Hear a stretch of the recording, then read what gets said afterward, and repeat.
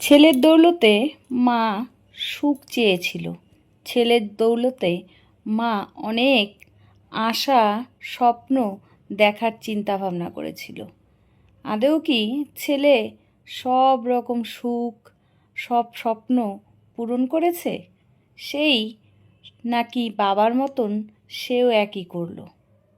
বাবা যেরকম কষ্ট দিয়েছিল তার মাকে, ছেলে কি আদেও সেরকম কষ্ট দিল, নাকি 4 গুণ সুখ মাকে ফিরিয়ে দিল? মা না চাইতেই কি সব কিছু পেয়ে গেল, নাকি মা চেয়ে আশা করেই বসে আছে যে ছেলে তাকে সব কিছু ফিরিয়ে দেবে? বাবা যে এত অত্যাচার, এত লাঞ্ছনা গঞ্জনা মার উপর করেছে, মা আশা করেছিল ছেলে ঠিক একদিন তার 4 গুণ ছেলে তাকে ফিরিয়ে দিবে মাকে।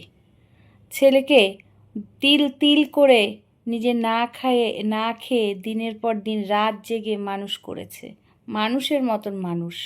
ছেলে এখন মস্ত বড়লোক, গাড়িতে না যাওয়া আসা করে, মানে হাঁটতে গেলে তার মনে হয় পায়ের নিচে সোনার জুতো পরা, এরকম অবস্থা ছেলের। হাঁটতে তো পারেই না, তাহলে হাঁটতে দরকারই পড়ে না, হাঁটবে কি করে? সব কিছুতেই তো তার গাড়ি, চাকর বাকর এলাহি ব্যাপার, ওই জন্য হাঁটার তার দরকার পড়ে না। মা এটাই চেয়েছিল যাতে লাখের মধ্যে আমার ছেলে একজন হয়, আমার ছেলেকে সবাই চেনে। আজকে সেই মাকে কি তুচ্ছ-তাচ্ছিল্য করলো ছেলে, নাকি সেই মাকে তার 4 গুণ বাবা যা দেয়নি তার 4 গুণ সুখ ফিরিয়ে দিল? তো সেই গল্পটাই তোমাদেরকে তুলে ধরব, যে এই কর্মের ফল এই কর্মেই মানুষে পায়। বলে না উপরে গিয়ে ফল পাবে না, ওটা ভুল। যে যা করে তার কর্মটা ঠিক এই জন্মেই সব হিসাব নিকাশ চুকিয়ে দেয়। ওপরে গিয়ে কোনো কর্মের ফল কেউ অপেক্ষা করে না। তো গল্পটা মনোযোগ সহকারে শোনো, মা ও ছেলের গল্প। অবশ্যই তোমাদের মন ছুঁয়ে যাবে, কথা দিচ্ছি। এত ভালো লাগবে, অবশ্যই তোমাদের মনোপুত গল্প। আশা করি এই গল্পের মধ্যে দুঃখ, কষ্ট, হাসি, কান্না সব কিছুই লুকিয়ে আছে। চোখের জল পড়বে, আবার হাসিও ফুটবে মুখে। ধৈর্য ধরে গল্পটা একটু শোনো, তাহলে বুঝতে পারবে যে গল্পের মধ্যে কত কিছু লুকিয়ে আছে।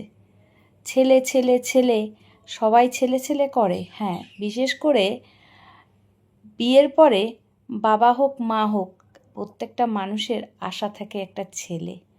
তো মেয়েদের স্বামীর কপালে যদি সুখ না থাকে না, মনে হয় না পৃথিবীতে আর কোনো কিছুতে সুখ পাবে। কিন্তু মা অনেক আশা করে বসেছিল ছেলের কাছ থেকে অনেক সুখ পাবে। ছেলে দেরি হলেও পরে কিন্তু 4 গুণ সুখ মাকে ফিরিয়ে দিয়েছে। ছেলে যে মস্ত বড় লোক, ছেলের সাথে যখন তখন কথা বলতে পারে না। আর কেউ যদি যখন তখন কথা বলতে যায়, তাহলে অ্যাপয়েন্টমেন্ট নিতে হবে। আর ওই যে বললাম যে ছেলে মাটিতে পা পড়ে না, পা পড়লেও মনে হয় সোনার জুতো পরা, জুতোটা যদি নষ্ট হয়ে যায়, এই জন্য ছেলে মাটি দিয়ে কমই হাঁটে, যেখানে যাবে গাড়ি নিয়ে। তার ড্রেসের মতন তার গাড়ি পাল্টায়, এরকম 2 দিন পর পর আজকে এই গাড়ি কালকে ওই গাড়ি, একটা গাড়ি নিয়ে কিন্তু সে চলাফেরা করে না, তার কাছে 3টা 4টা গাড়ি। বোঝো তাহলে কত এলাহিভাবে লাইফস্টাইল চালায় তার ছেলের নাম অয়ন। অয়ন নামটা কিন্তু মা রেখেছে। বাবা সেরকম একটা ছেলেকে পছন্দ করতো না, দূরছাই ছেলেকে করতো, কারণ করবে তো, ছেলের প্রতি তো তার কোনো ভালোবাসা ছিল না। যা ভালোবাসা দেখিয়েছে মা নিজে না খেয়ে ছেলেকে খাইয়েছে, অয়নকে খাইয়েছে। আর অয়নের বাবা নিজের ফুর্তি করতেই দিন কাটিয়েছে। অয়নের মাকে এনে শুধু কষ্ট আর কষ্ট দিয়েছে। সেই কষ্ট যে যেমন তেমন কষ্ট না, একটা মেয়েকে এনে এতটা কষ্ট দিয়েছে। অয়নের মার প্রতিটা দিন চোখের জলে তার মার বালিশ ভিজে দিত। অয়নের বাবা কিন্তু শেষের দিকে সব কষ্ট এখানেই নিজে পেয়ে গেছে, সব কর্মের ফল কিন্তু নিজে পেয়ে গেছে। যখন লাস্টের দিকে পেয়েছে তখন আর কিছু করার ছিল না। বাবা অনেক কষ্টেই কিন্তু সে চলে গেছে, বাবা কিন্তু সুখে যায়নি। মা কি করবে, অয়নের মা মানুষটা তো নরম মনের মানুষ, যখন অয়নের বাবা কষ্ট দিয়েছে তখন কষ্ট পেয়েছে, আবার যখন অয়নের মা কষ্ট পেয়েছে তো অয়নের বাবা কষ্ট পেয়েছে, তখন অয়নের মাও কষ্ট পেয়েছে। ভুলে গেছে সব, তার যে অল্প বয়সে তার সাথে যে কি করেছে না করেছে সে অয়নের বাবা সব ভুলে গেছে। অয়নের মাও কিন্তু সাথে সাথে ভুলে গেছে, মানে ভোলার অভিনয় করেছে, ভোলেনি কিন্তু মনের কষ্ট মনেই চাপা দিয়ে রাখছে। ছেলের মুখের দিকে তাকিয়ে, অয়নের মুখের দিকে তাকিয়ে তার সব কিছু আর কি ভুলে যেতে চেয়েছে। ভেবেছে আমার এই একটাই 7 রাজার ধন আছে, একে নিয়েই আমি সুখে থাকতে চাই। কি করছে, কে কি করলো আমার ওটাতে কোনো যায় আসে না। হয়তো আমার কপালে লেখা ছিল না স্বামীর সুখ, এই জন্য আমার কপালে স্বামীর সুখ পাইনি, এটাই আমি মেনে নিতে পারবো, নিতে হবে আমার, কারণ নিয়তির এটাই হচ্ছে নিয়তি। যাই হোক, চলো গল্পটা শোনাই। আমি অত সুন্দর করে তোমাদেরকে গল্প বলতে পারি না, কিন্তু আমারও মন চায় তোমাদের সাথে গল্পগুলো তুলে ধরি। আশা করি তোমাদের গল্পগুলো ভালো লাগবে, সঙ্গে থাকো, তাহলেই শুনলেই বুঝতে পারবে। যাদের ভালো লেগে যাবে একটা লাইক দিয়ে দিও, আর যা কমেন্ট করে জানাবে কারা কোথার থেকে আমার গল্পগুলো শোনো। জানি তোমাদের হয়তো খুব প্রিয় না আমি, তবে আমারও মন চায় তোমাদের প্রিয় হয়ে ওঠার। তাই আশা করব তোমরা আমার সাথে বন্ধুত্ব করলে আমি তোমাদেরকে নিরাশ করব না। এটাই আমার বক্তব্য, যে তোমরা আমার সাথে বন্ধুত্ব করো, আমিও তোমাদের সাথে সুন্দর হাসি মুখে বন্ধুত্ব করতে চাই। কি আর আছে বলো এই দুনিয়াতে, এই জীবনে কি আছে? বন্ধুত্বই হচ্ছে সর্বশ্রেষ্ঠ জিনিস, বন্ধুত্বের উপরে আর কিছু হয় না। তো চলো গল্পটা শুরু করা যাক। আদেও কতটা সুখ দিতে পারলো অয়ন তার বাবাকে, তার মাকে। বাবাকে তো দিতে পারেনি, বাবা তো চলে গেছে। মাকে এত টাকা পয়সার মধ্যেও কি মাকে সুখ দিতে পেরেছে, নাকি সুখ দেয়নি, বা কতটাই বা সুখ দিল, সেই গল্পটাই তোমাদেরকে আজকে তুলে ধরবো। অয়নকে অনেক কষ্ট করে মানুষের মতন মানুষ করিয়ে বিদেশে পাঠালাম, যে ছেলে আমার মানুষের মতন মানুষ হোক। আর এই দিকে অয়নের বাবা দিনের পর দিন অয়নের মার উপর অত্যাচার করেই যাচ্ছে। অয়নের মা শুধু অয়নের মুখের দিকে তাকিয়ে সব সহ্য করে আছে, যে উপরওয়ালা একদিন ঠিক আমাকে সব কিছু রিটার্ন দিবে। এটার আমার আর কি উপরওয়ালার কাছে একটা চাওয়া, একটা আর কি মনে আশা, যে উপরওয়ালা ঠিক আমাকে রিটার্ন দিবেই। আমার স্বামীর কাছ থেকে না পাই তাই কি হয়েছে, ছেলের কাছ থেকে ঠিক সুখ পাবো। সবাই তো আর সবার কাছ থেকে পায় না সুখ, কি করব, ওরা কপাল। বাপ মারা হতভাগী, আমার হতভাগিনী আর কি অয়নের মা। মামা বাড়িতে মানুষ হয়েছিল, তো মামা এখানে বিয়ে দিয়েছে। দেখেনি যে ছেলে অয়নের বাবা কি, তার চরিত্রটা কেমন। অয়নের বাবার চরিত্রটা উপর থেকে যতটা সুন্দর, ভেতরে ততটা আর কি নোংরা। তো মামা বাড়ির থেকেই মামা বিয়ে দিল, কি করবে, আর কিছু করার ছিল না। যাই হোক, এই অত্যাচার সহ্য করতে করতে অয়নকে অনেক বড় করে ফেললো। বড় করার ফলে অয়নকে বিদেশ পাঠালো পড়তে। যতটুকু নিজের অয়নের মার সম্পত্তি ছিল, সোনা গয়না যতটুকু মামা বাড়ির থেকে দিয়েছিল, ততটুকু সব সোনা গয়না বিক্রি বাট্টা করে অয়নকে বিদেশে পাঠালো। জানে অয়ন তো আসবেই, আসলে পরে তখন অয়ন ঠিক তার মাকে একদম রানী রানী করে রাখবে, এরকম ব্যাপারটা। তো অয়ন বিদেশে চলে গেছে, মার মনে আশা অনেক। অয়ন হচ্ছে বিদেশে গেছে, বিদেশ থেকে ঠিক একটা করে মানে ভালো চাকরি করে মার কাছে আসবে। তো এই করতে করতে অয়ন ওখানে বিদেশে অনেক বছর হয়ে গেল। মাকে ফোন দেয়, ফোনে কথা বলে মার সাথে। প্রথম দিকে খুব কথা বলতো, পরের দিকে আস্তে আস্তে কমিয়ে দিয়েছে কথা। মা ভাবতো কাজের চাপে অয়ন হয়তো কথা বলতে পারে না। এদিকে যে অয়ন আস্তে আস্তে পরিবর্তন হচ্ছে সেটা মার মনে এতটুকু আসছে না।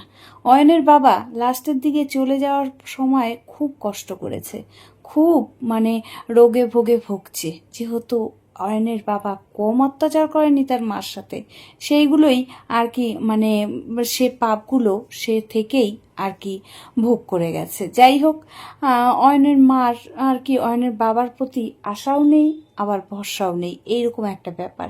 ও সে শুধু ভাবে অয়ন অয়ন অয়ন। তো অয়ন এদিকে আস্তে আস্তে দিনের পর দিন ফোনটা না কমিয়েই দিচ্ছে।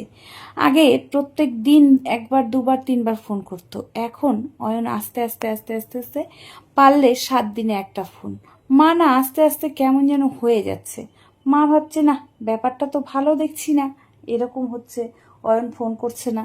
তো যাই হোক, অয়নের পাশের বাড়িতেই একটা অয়নের সাথেই আর কি একই সাথে চাকরি করে সেই ছেলের কাছে কোনোভাবে খবর নিল যে অয়ন কেন এরকম করছে, অয়ন ফোন তুলছে না।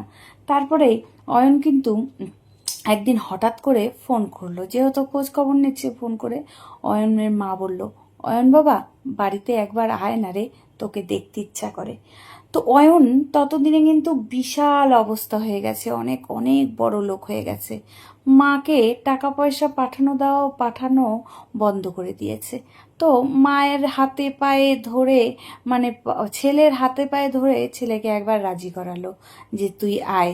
তো যাই হোক, ছেলে রাজি হলো, ছেলে আসবে। আসার পরে মা তো এদিকে মার মন মানছে না, মা এদিকে রান্না করছে, ছেলে যেটা খেতে ভালোবাসে। মা কি করছে, ছেলে ডাল খেতে ভালোবাসে। মার একটুকু জানে না অয়নের মা, সে এখন বিদেশে থাকে, সে কি আর এগুলো খাওয়া দাওয়া ভালোবাসবে? এগুলো ভালোবাসবে না।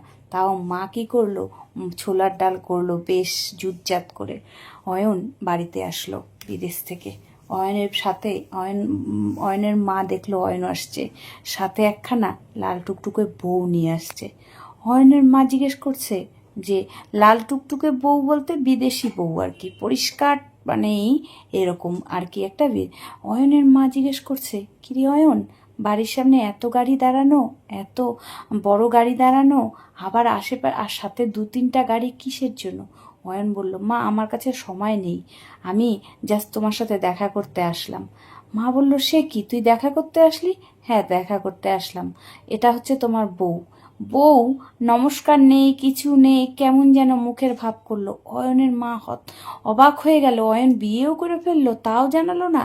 এই সমস্ত কথা বলতে বলতে অয়ন আর সময় দিল না। অয়ন বলল, মা আমি এখন আসি। অয়নের মা বলল, তোর জন্য রান্না করছি, তুই একটু খাবি না, মুখে দিবি না? অয়ন বলল, না। এই বলে অয়ন ওইটুকু টাইমের জন্য এসে দেখা করে অয়ন বেরিয়ে গেল বউকে নিয়ে। মা কেমন যেন হয়ে গেল। মা যতটা ফোন না করে মা ভালো ছিল, এটা দেখে অয়নের মা আরও শরীর অসুস্থ হয়ে পড়ল। যাই হোক, হঠাৎ করে যাওয়ার সময় অয়নের গাড়িটা অ্যাক্সিডেন্ট হয়। অয়নের অ্যাক্সিডেন্ট হওয়ার পরেই অয়ন তখন আস্তে আস্তে টাকা পয়সা সব কিছু, নয়নের ট্রিটমেন্টের ব্যাপারে সব পয়সা করি শেষ হয়ে যায়, অয়ন কাজ করতে পারে না। অয়ন আস্তে আস্তে কেমন যেন হয়ে যায়। তারপরে অয়নের বউ ছেড়ে দেয় অয়নকে।